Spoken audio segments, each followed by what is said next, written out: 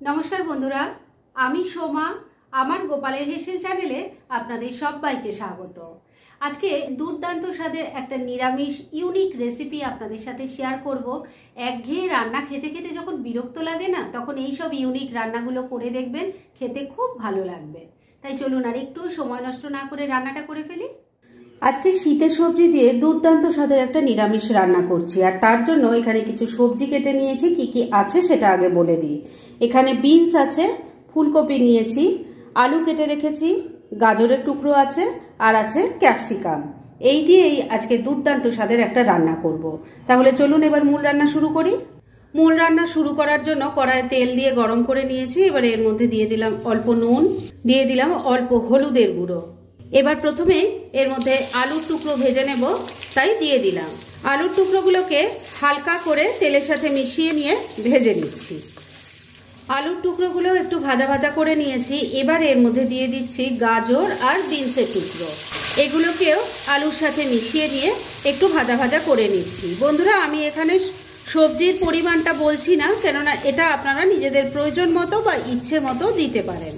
গাজর আর বিনসের টুকরোটা দিয়েও মিনিট দুয়েক সময় নিয়ে একটু ভাজা ভাজা করে নিয়েছি। এবার এই সবজিগুলো তুলে রাখছি।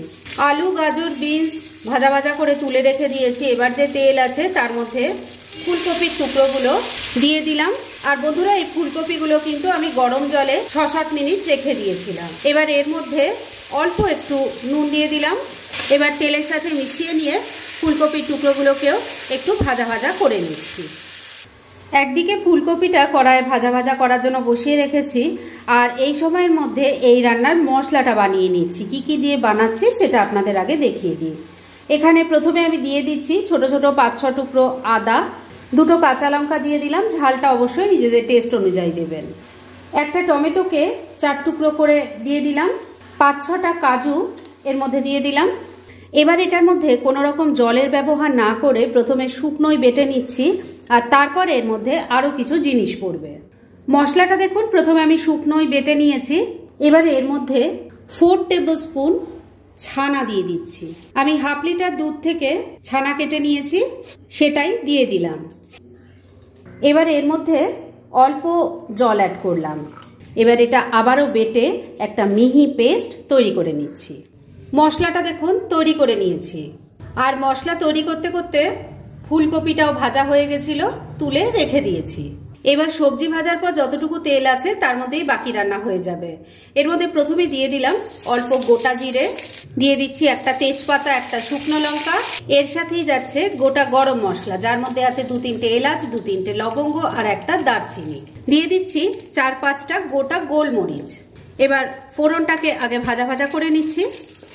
ফোড়নটা ভাজা ভাজা হয়ে গেছে। এবার এই গরম তেলের মধ্যে একটু কাশ্মীরি মির্চ পাউডার দিয়ে দিলাম, এতে কালারটা ভালো আসবে। এবার তৈরি করে রাখা মশলার পেস্টও ঢেলে দিলাম। ভালো করে সবকিছু মিশিয়ে নিচ্ছি। মশলাটা ভালো করে মিশিয়ে নিয়েছি। এবার এর মধ্যে অল্প হলুদের গুঁড়ো দিয়ে দিলাম। দিয়ে দিচ্ছি স্বাদ মতো নুন, তবে নুন দেওয়ার আগে খেয়াল রাখবেন সমস্ত সবজি কিন্তু নুন দিয়ে ভাজা আছে। দিয়ে দিচ্ছি অল্প একটু গুড়, আপনারা গুড়ের জায়গায় চিনির ব্যবহার করতে পারেন।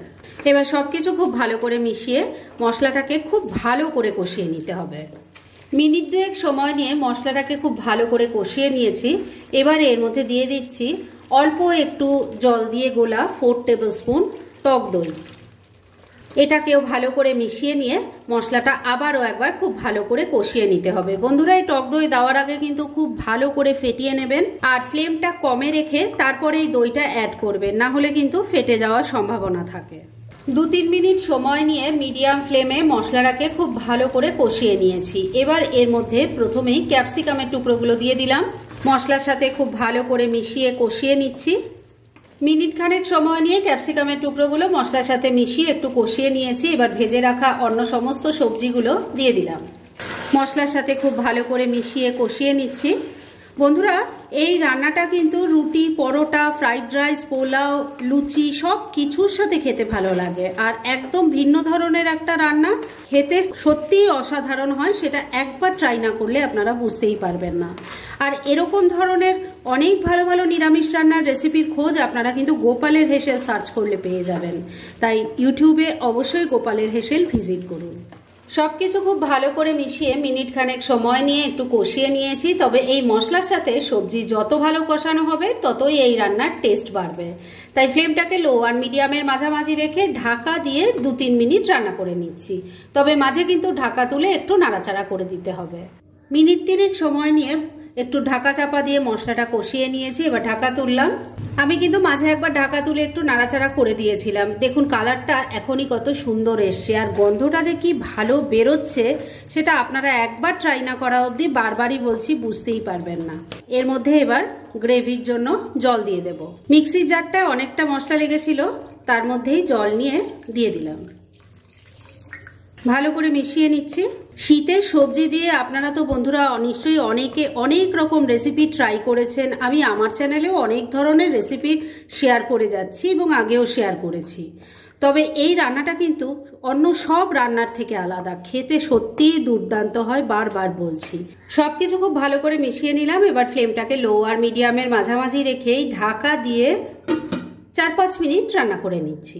মিনিট 4 রান্নাটা হয়ে গেছে, ঢাকা তুললাম।